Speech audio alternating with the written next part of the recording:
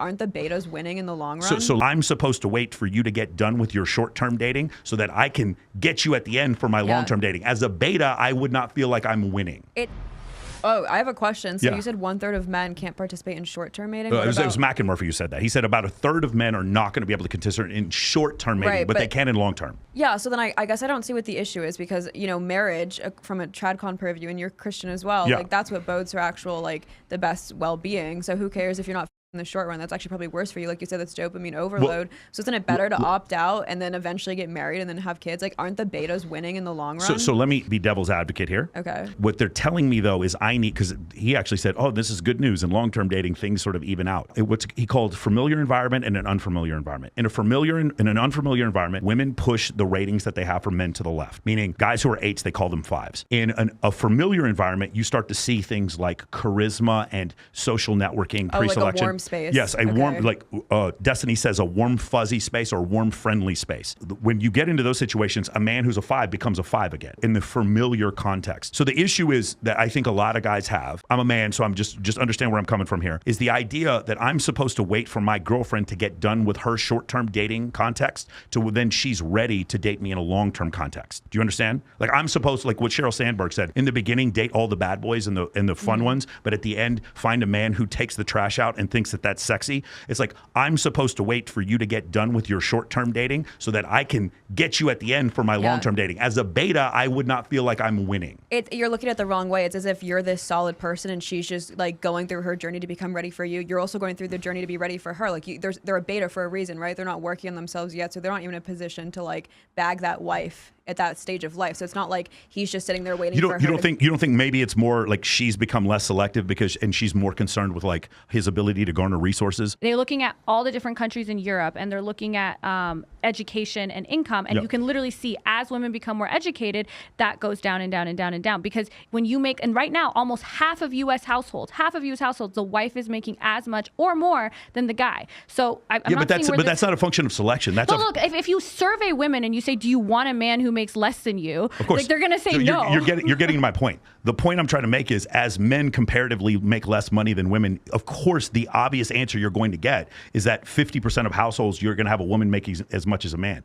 The point I'm trying to make is that what happens eventually is women want to marry someone and they're going to end up settling because they end up not marrying the person that they wanted because economically, there just aren't enough guys. Again, 6 feet tall, $100,000 a year. It's 0.17 times 0.14. It's 2.3% of men. So if you look at that, how many baristas are there compared to the 2.3% of men? The numbers won't match up. What advice would you give an 18-year-old woman on her best chance of success in a long-term relationship? You would say, go to college and make money because those are the women. So I'd also say get married after 25. And I know a lot of the guys don't like when I say this, but like the reality of the situation is statistics show like there's a certain level of neuroplasticity that doesn't exist until you're 25. Yeah. I do agree with that concept. I had a bunch of girls in the studio and I asked them this question. Do you think it's cheating if your boyfriend watched? And most of them said no, they didn't think it was cheating. And then I said, do you think it's cheating if a man is like sending DMs to a girl on OnlyFans trying to get responses back? And it was like this really weird moral incongruency because they were like, yeah, that would be way worse. Can you guys see how that might be a little bit worse? Because it's not non-contextual anymore. It's contextual. Even though it's fake, even though he's really texting with a Filipino who's pretending to be you, my point is, can you see how that would be a lot worse? My litmus for cheating is not whether it's contextual or non-contextual. If my boyfriend is watching, that is not my boyfriend. That's my own double standard. Wow. So if your boyfriend watches at all, that's cheating. This is strip clubs, leering for too long, Hooters, anything. My Instagram. This is so great. Following Jasmine Jafar on Instagram. No, I'm just kidding. No. Jasmine, do you feel the same way? Is that cheating? For me, cheating is just what violates the boundaries of the relationship. Of course, so agreed. I think it's weird when these people, so maybe I just talk a lot and I'm annoying, but like I feel like when I date someone, I talk about everything. Like I'm like, oh, what makes you uncomfortable? What makes you I figure out the boundaries of our relationship really easily. So I'm not like sitting in a room like, oh, would that be cheating? What if he's doing this and we just didn't talk about it? Like I feel like we have clear rules, what's okay and what's not okay. And I can see why a lot of people would cut the line there. And maybe I would be one of those people. But I don't think one is automatically cheating for everybody and one isn't. Yeah. Or, No, I'm just interested, like not just what Faro thinks is cheating, not everyone. Because like, for instance, I'll tell you like there's a massive red pill dogma about, well, you're not supposed to have your girlfriend on Instagram at all. And I'm like, my girlfriend's a world champion bikini model. She can be on Instagram all she wants. I don't really give about that. That's not the issue. We have different lines. For me, and my girlfriend's not gonna like me saying this, but if I knew a girl and she had an OF and she wasn't even posing nude, like Caitlin Ronk or Kindly Myers are two good friends of mine, I wouldn't have any moral problem with that whatsoever. I think the line for me would be sex with other men that aren't me. Okay, yeah. I think so that would be that's a line that a lot of people have, Yeah. but some people might be like, oh no, the line for me is having an Instagram at all. Yeah. So it's different for everyone. I think we can say like, oh, this is the majority of people would fall into Yeah. this bucket, but yeah. Yeah, I think that would be the issue. And that's where I see a lot. Like we have people come on the show that a lot of adult actresses will come on the show and they'll talk about a monogamous relationship they're in while they still film with other men. And so that's a boundary that they've created. And then the chat obviously comes in and calls their boyfriend a cuck. Like that's essentially what happens. And so there's an ambiguity there because there's what's moral and then there's what's good for you. And you've made this perception before. Like I do think like when we talk about eating cheeseburgers, that is not amoral, but it's not always good for you because of the sodium content. And so I think this is the same type of situation. When in Dr. Bussett, in his other book, When Men Behave Badly, he talks about 79% of the time when a woman cheats, she falls in love with her affair partner, and only 30% of the time for a man.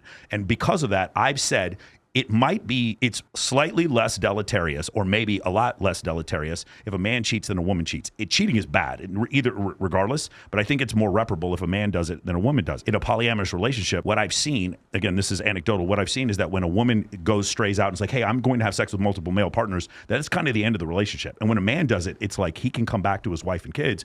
And we see this with a 25% divorce rate with men filing for divorce 25% of the time and women filing for divorce 75% of the time. So I don't know what you guys think about that specifically. Go ahead. No, I was going to say, I think that proves to me that the divorce rate is pretty arbitrary if we're saying that it's not deleterious for a man to cheat while also then pretending that everything's good with his wife and kids. It definitely is deleterious. Okay, so the cheating is bad. My point is that I think it's more deleterious. I think it's actually more moral for the woman to cheat, and then like you're saying, if that correlates to then her being more likely to drop the relationship, that's better than living this like dishonest double life in which she's going back to her husband and kids while another man on the side, which is what you're saying. The question wasn't about morality though. The question was about the end of the relationship, like whether or not the relationship's going to end. And by the way, that's where like the divorce attorney is going to argue with the trad con. So the 75% of women who are, or I think it was 70, maybe it's 75 now, who are the ones initiating divorce, they're doing so because they've moved on, or because a lot of them it's because the guy cheated.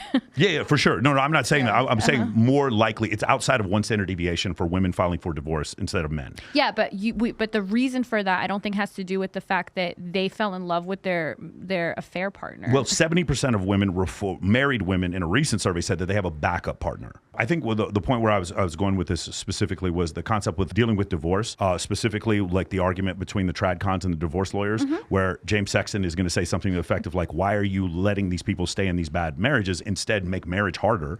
And then you have Andrew Wilson go off and say like, no, we should never ever leave marriages, and anything like no fault divorce is the reason why we're having so many divorces in the first place. So I mean, I just think it's an interesting concept. Where do you fall? Huh? Where do you fall? Man, I just really because it's really weird because I'm a Christian, but at the same time I believe in evolution and the Big Bang. It's one of these situations where it's like I don't want to tell anybody else how to live their life unless you're touching my kids or stealing from me. I really don't have that big of an issue with it. Okay. Does that make sense? Yeah. And that's what I found. And by the way, like Nicolette Shea, Karen Lee watches my show, right? Nicolette Shea is coming on my show tonight. I'm friends with Addison Ivy. For me to sit there and be like, oh, you guys are morally ambiguous, I'd be the worst person. I'd be the biggest hypocrite in the world to say something like that. So I can totally see one where of the we're good going ones, Michael. One of the good ones, I believe. All right.